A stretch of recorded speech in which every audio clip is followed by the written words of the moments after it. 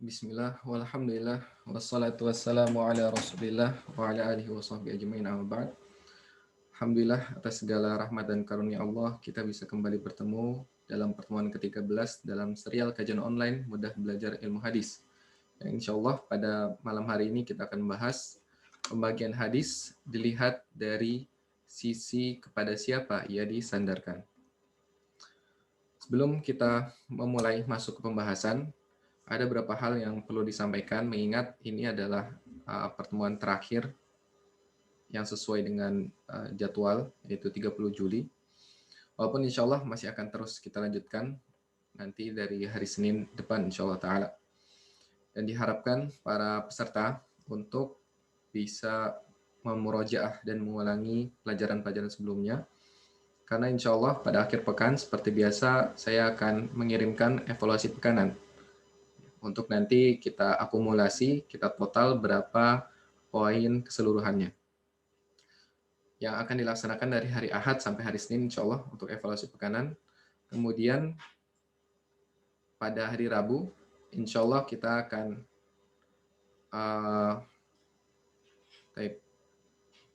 evaluasi pekanan aja ya. Barakallahu fikum. Kemudian yang kedua adalah mengenai diskusi yang kemarin tentang Imam Bukhari.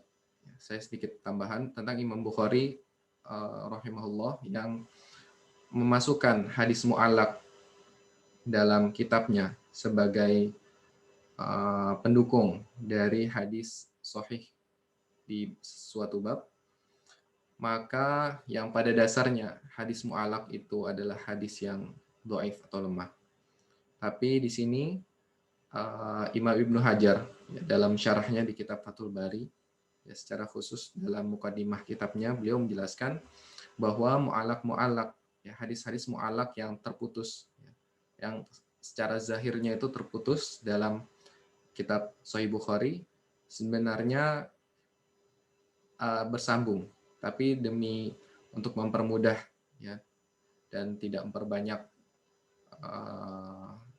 tulisan atau sanad. Jadi Imam Bukhari salah satu sebabnya itu Imam Bukhari menuliskannya dengan mu'allaq ya, dengan sanad yang tidak bersambung.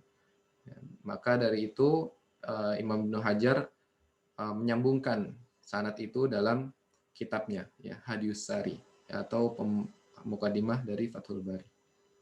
Itu pertama. Kemudian yang kedua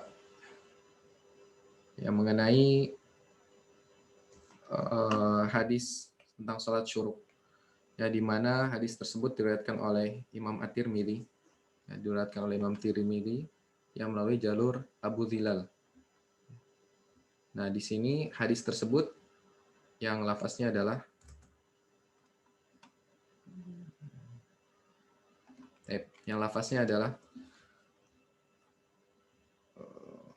Man shallal ghadah fi jama'atin thumma qa'ada yadhkurullaha hatta tatlu'a asy-syams thumma shalla rak'ataini kanat lahu ka'ajri hajjatin wa umrah. Qala Rasulullah sallallahu alaihi wasallam tamah. Ya, artinya adalah barang siapa yang salat subuh berjamaah kemudian ia duduk yang berzikir pada Allah sampai matahari terbit, kemudian salat 2 rakaat, maka baginya pahala seperti pahala haji dan umroh. Dan Rasul SAW mengatakan sempurna pahalanya. Dan di sini para ulama yang menghasankan hadis ini adalah Syekh Nasiruddin Al-Albani, beliau menghasankannya. Kemudian ada juga Syekh Abdul Karim bin Abdul Al-Khudair, ya, ulama Saudi, ya, beliau juga menghasankan. Tapi kalau kita lihat para ulama terdahulu ya mendoifkannya, melemahkan hadis ini. Karena apa? Karena di sini ada salah satu perawi yang bernama Abu Dhilal, di mana kata Yahya bin Ma'in, beliau mengatakan laisa bisyai, beliau itu tidak ada apa-apanya. Kemudian ada Abu Hatim yang juga mengatakan dhaiful hadis, ya, hadisnya itu lemah. Kemudian ada juga Imam Ibnu Hibban yang mengatakan Syekhun Mughaffal la yajuzul ihtijaz fihi bihal. Ya, syekh yang yang keliru, tidak boleh berhujah dengan segera. Kemudian ada juga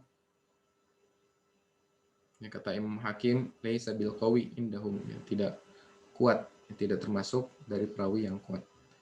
Dan ini adalah ijtihad dari para ulama antara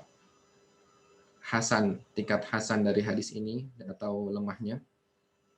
Kalau dari saya sendiri, saya cenderung ke lemahnya hadis ini. Ya, tapi Allah Ta'ala alam, ya, bisa nanti kita bahas lagi lebih lanjut secara lebih mendalam.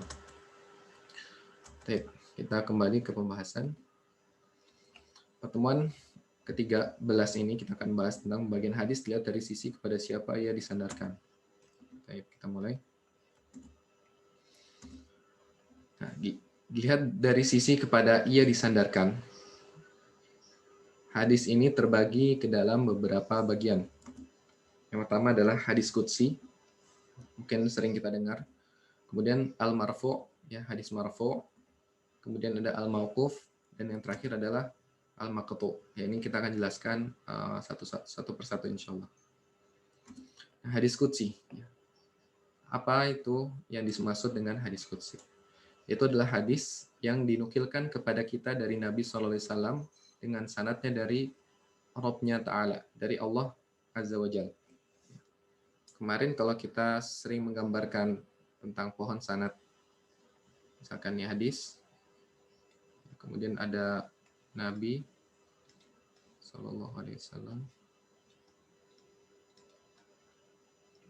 kemudian ada sahabat, kemudian tabi'in, dan seterusnya ya, dan seterusnya.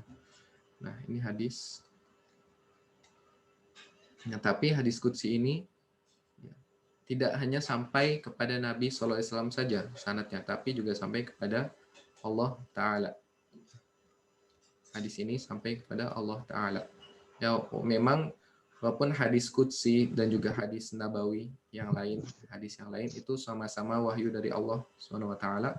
Sebagaimana yang Allah firmankan, "Wa ma yantiqu 'anil hawa in huwa illa wahyu yuha." Sungguhnya Rasulullah SAW itu tidak berkata menggunakan hawa nafsunya, akan tapi itu merupakan wahyu yang diwahyukan kepadanya. Oke, kita lanjut. Contohnya adalah An Abi Dzarrin Al-Ghifari radhiyallahu anhu an Nabi sallallahu alaihi wasallam fi ma yarwihi an rabbih. Nah, di sini kita kasih garis bawah fi ma yarwihi an rabbih azza wa jalla annahu qala ya ibadi inni haramtu dzulma ala nafsi wa ja'altuhu bainakum haraman fala tadzalamu. Kita lihat di sini an Nabi sallallahu alaihi wasallam faqala. Biasanya kalau hadis itu langsung faqala, ya, faqala, dan Rasul sallallahu alaihi wasallam bersabda. Tapi di sini ada tambahan fi ma yarwihi an rabbih azza wa jalla. Yang artinya adalah dari Abu Dzar Al-Ghifari radhiyallahu anhu dari Nabi sallallahu alaihi wasallam, beliau meriwayatkan, di sini kita kasih garis bawah, beliau sallallahu alaihi wasallam meriwayatkan firman Allah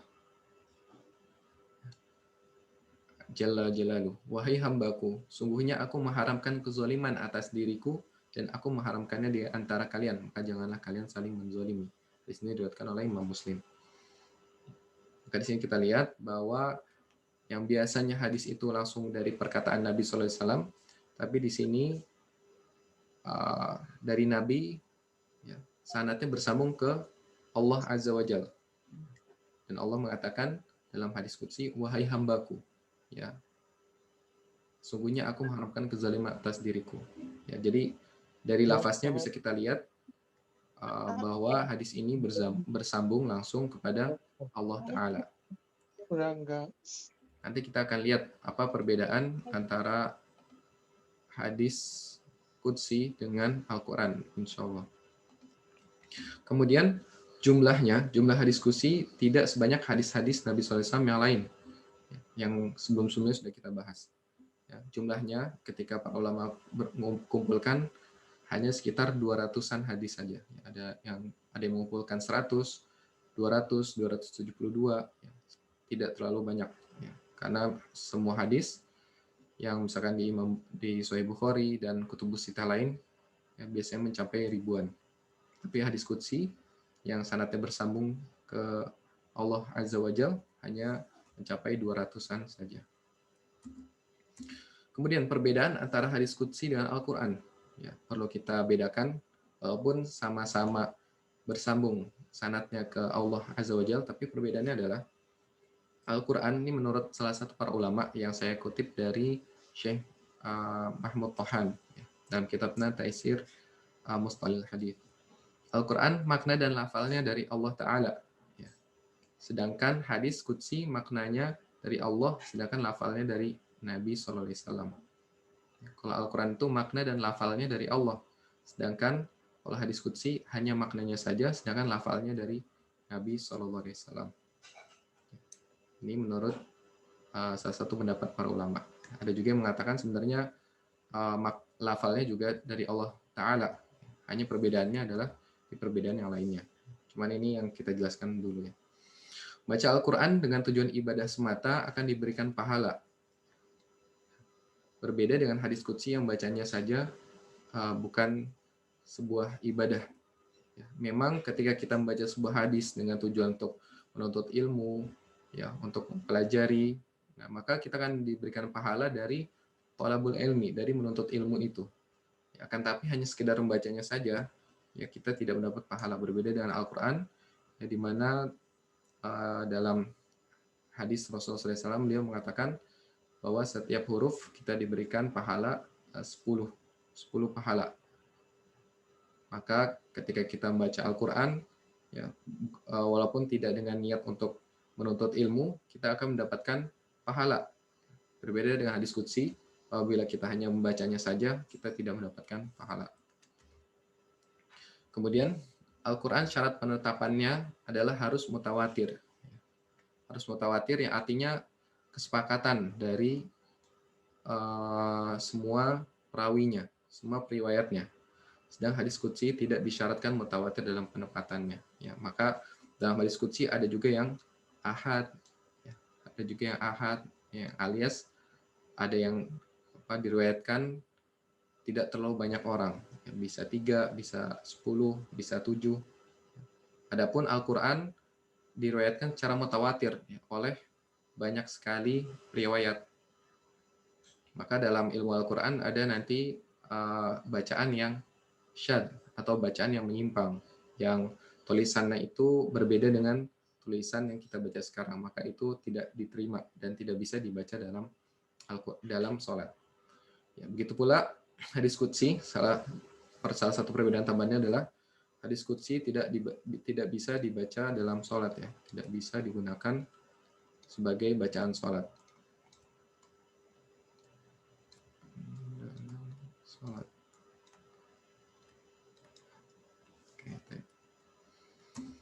Kemudian kita masuk ke bagian kedua. Kalau tadi adalah hadis yang bersambung kepada Allah Ta'ala, sekarang adalah bagian kedua, hadis yang marfu. Yaitu adalah apa saja yang disandarkan kepada Nabi SAW, baik berupa perkataan, perbuatan, sikap diam, setuju, dan sifat Rasul SAW. Yang disandarkan kepada Nabi SAW. Ini yang perlu kita garis bawahi. Kalau yang pertama tadi itu disandarkan kepada Allah Ta'ala, dan maka al-marfu ini yang hadisnya itu sampai kepada Nabi SAW saja, ya, tidak sampai ke Allah Ta'ala. Oke. Nah, contohnya bagaimana? Ya, contoh dan macam-macamnya. Ada yang marfu perkataan, ya, perkataan dari Rasul SAW yang biasanya tulisannya Rasul SAW bersabda. Dari Abdullah bin Amr, beliau qala Rasulullah SAW, ar-rahimuna yarhamuhumur rahman. Dari Abdullah bin Amr radhiyallahu anhu, ia berkata, Rasul SAW bersabda, orang-orang yang memiliki kasih sayang akan disayangi oleh Ar-Rahman, yaitu Allah Ta'ala sendiri. Ini adalah perkataan langsung dari Rasul SAW yang bersabda, ya, langsung sabda dari Rasul. Itu adalah marfu, perkataan. Hadis yang sampai kepada Nabi, ya, dan berbentuk sebuah perkataan. Kemudian yang marfu, perbuatan yang sampai kepada Nabi dan menjelaskan tentang perbuatan Rasulullah SAW. Langsung aja kita baca artinya. Dari Aisyah radhiyallahu anha, ia berkata, dahulu Nabi SAW, ini belum mana benarin ya, mestinya kita jangan disingkat. SAW apabila telah usai mengerjakan 2 rakaat fajar, Nabi berbaring di atas lambung kanannya, miring ke sebelah kanan. Maka di sini kita lihat kalau di bahasa Arabnya qalat kana nabiyyu, ya. Kana nabiyyu sallallahu alaihi wasallam. Nah, di sini Aisyah radhiyallahu anha menjelaskan tentang kondisi dan perbuatan Nabi sallallahu alaihi wasallam. Kalau di artinya dari Aisyah radhiyallahu anha, ia berkisah ya, dahulu Nabi sallallahu alaihi wasallam apabila telah mengerjakan, maka marfu perbuatan itu bukanlah perkataan Nabi sallallahu alaihi wasallam langsung, tapi sahabat yang menjelaskan tentang perbuatan Nabi. Di sini Nabi sallallahu alaihi wasallam melakukan sholat 2 rakaat, ya, terus kemudian berbaring di atas lambung kanannya, ya, maka ini bisa kita katakan hadisnya sampai pada Nabi yang menjelaskan tentang perbuatan beliau sallallahu alaihi wasallam. Kemudian marfu persetujuan, ya, sikap beliau ketika menyikapi sebuah masalah dan beliau diam saja, ya, dan ini menunjukkan persetujuan beliau. Contohnya adalah pembiaran Nabi SAW melihat sahabatnya Khalid bin Walid yang memakan binatang dob. Ketika itu beliau tidak makan ya, karena laisa ta'am qaumi, ya, kama qala sallallahu alaihi wasallam, bukan makanan kaumnya. Nah, akan tapi Khalid bin Walid memakan di depannya dan Rasulullah SAW membiarkannya, ya, dan tidak mengatakan bahwa itu haram. Maka ini termasuk dalam marfu persetujuan beliau, dapat diketahui dari kisah-kisahnya. Kemudian yang terakhir adalah marfu sifat Nabi SAW. Ya, karena Rasulullah SAW laisa bitawil ba'in wala bil qasir. Ya, yaitu adalah hadis yang menjelaskan tentang sifat Rasulullah SAW.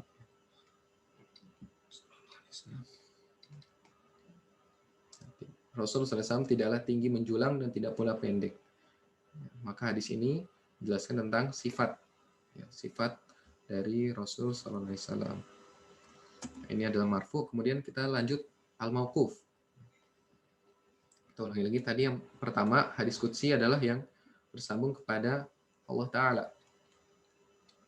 Kemudian yang kedua adalah hadis yang bersambung kepada Nabi Sallallahu Alaihi Wasallam.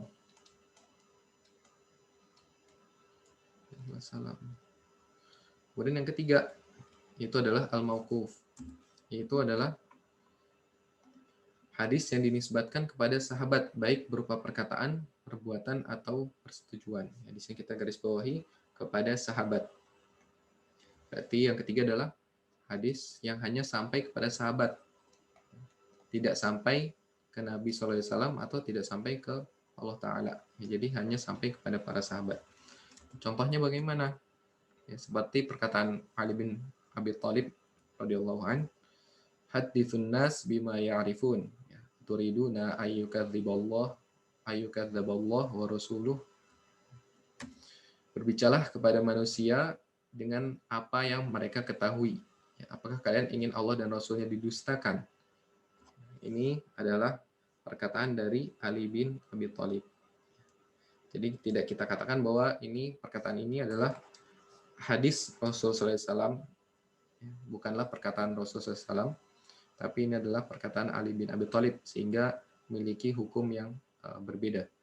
Ya, kalau dari perkataan Rasulullah SAW, maka bisa langsung kita jadikan dalil. Ya, akan tapi tidak semua perkataan para sahabat ya bisa dijadikan sebagai dalil. Ya, memiliki kekuatan hukum yang berbeda. Masih di bawah al-marfu yang tadi, kekuatan hukumnya. Oke, dan yang terakhir adalah al-maqtu. Al-maqtu adalah apa saja yang dinisbatkan kepada tabi'in atau yang setelah mereka dari perkataan atau perbuatan. Di sini kita garis bawahi tabi'in. Kalau yang pertama tadi hadis qudsi adalah kepada Allah Ta'ala. Kemudian yang kedua adalah hadis marfu kepada Nabi sallallahu alaihi wasallam.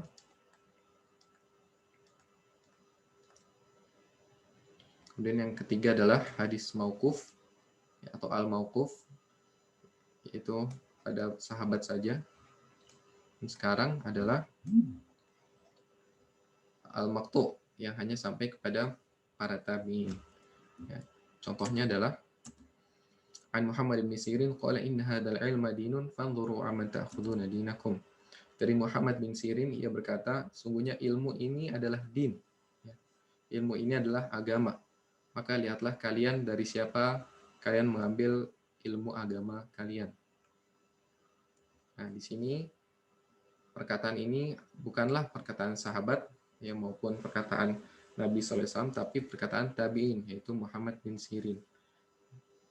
Maka al-maqtu' ini memiliki hukum juga yang di bawah, kekuatan hukumnya di bawah dari al-marfu' dan al-mauquf, yang merupakan perkataan Nabi SAW dan perkataan para sahabat.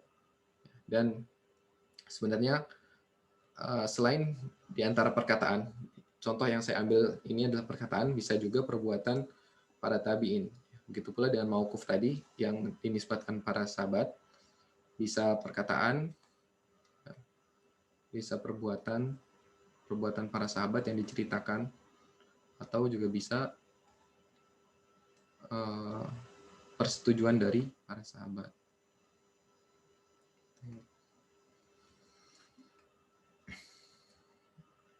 Ya. Sekian yang bisa saya sampaikan. Silakan apabila ada pertanyaan dari para peserta sekalian untuk bertanya. Barakallahu fikum. Bisa untuk melalui fitur chat atau langsung melalui fitur suara ya.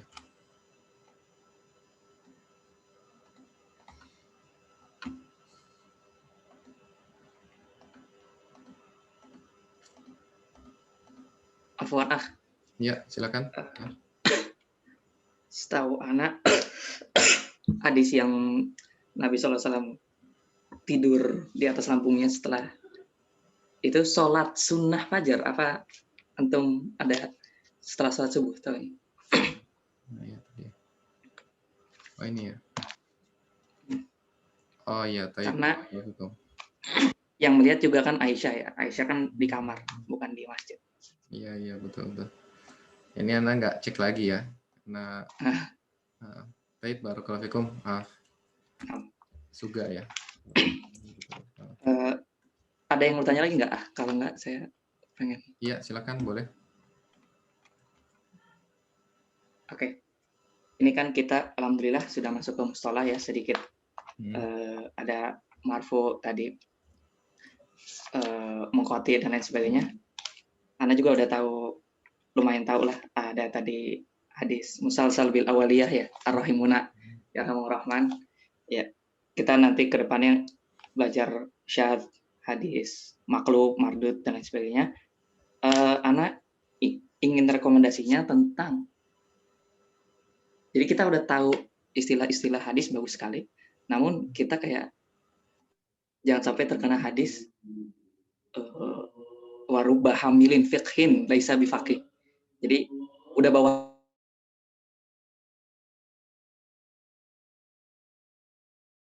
rekomendasi. Bisa diulang, suaranya nggak keluar tadi ya? Oh ya, rekomendasi kitab-kitab yang dasar-dasar, kan kalau Sahih Bukhari, Sahih Muslim ketinggian ya, agar kita tidak masuk ke dalam hadis rubba hamilin fiqhin laisa bifaqih. Nah, ya, barakallahu fikum. Mengenai hadis rubba hamil fiqhin laisa bifaqih.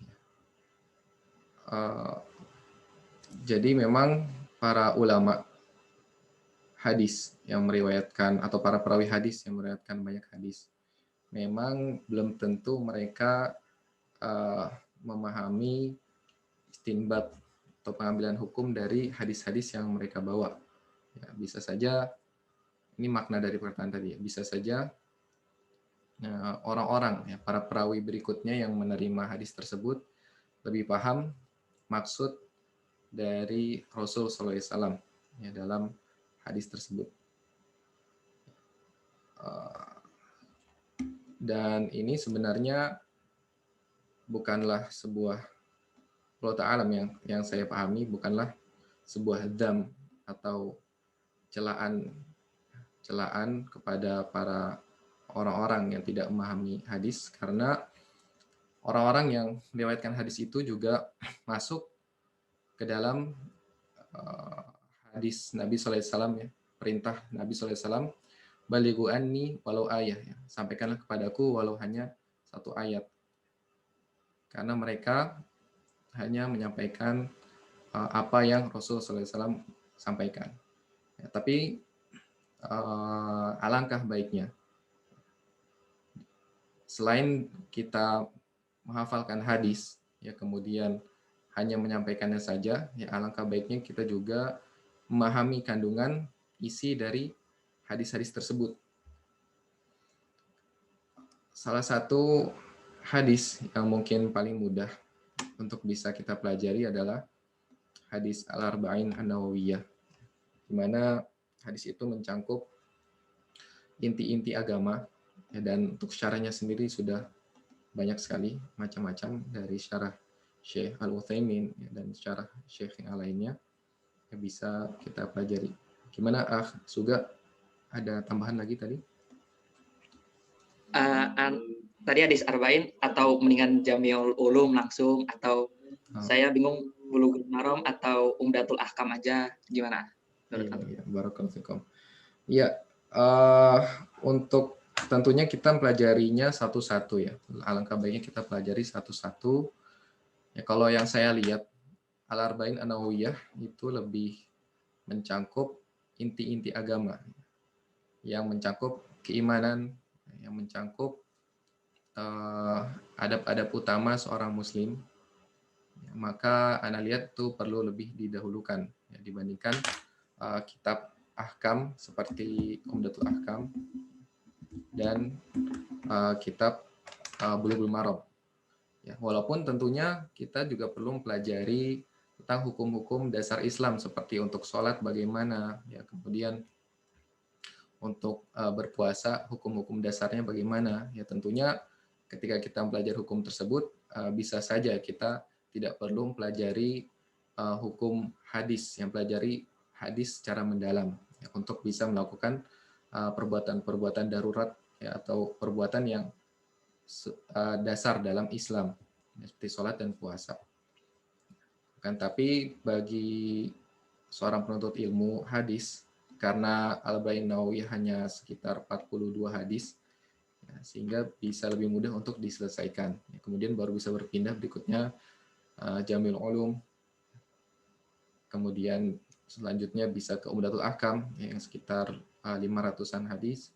Ya, tentunya sedikit demi sedikit ya dari bab tentang bersuci, ya kemudian sholat, kemudian baru berpindah ke Bulughul Maram. Ya, untuk syarahnya sendiri ya ada cukup banyak ya. Kalau dari mungkin antum juga tahu dari Umdatul Ahkam ada Taisirul Alam, ya suatu syarah yang paling ringkas dan cukup banyak atau banyak sekali faedahnya.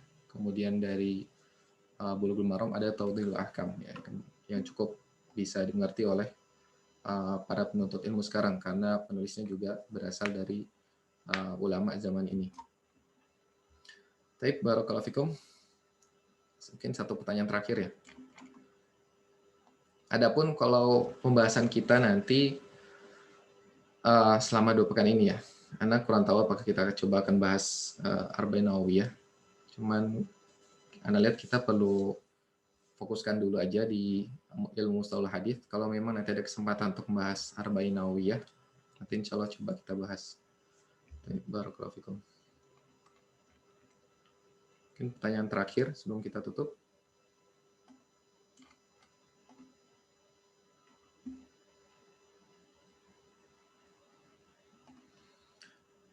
Baik, barakallahu fikum.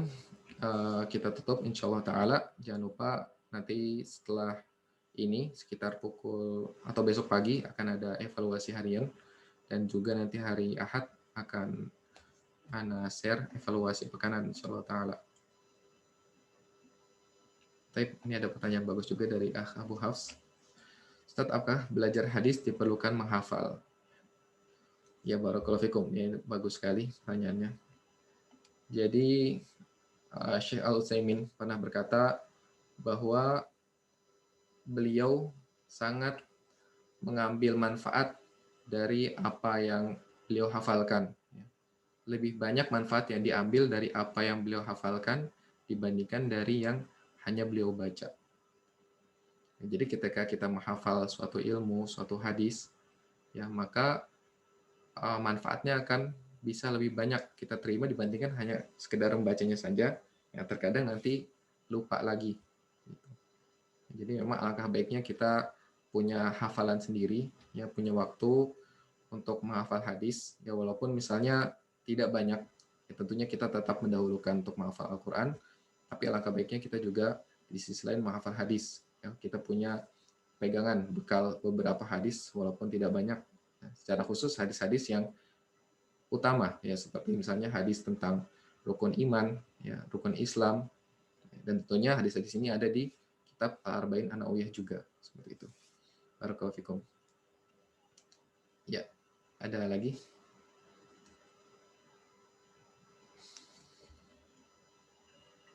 Baik, mungkin kita tutup aja terlebih dahulu. Barakallahu fikum. Apabila masih ada pertanyaan atau hal yang ingin didiskusikan, bisa langsung japri melalui Telegram.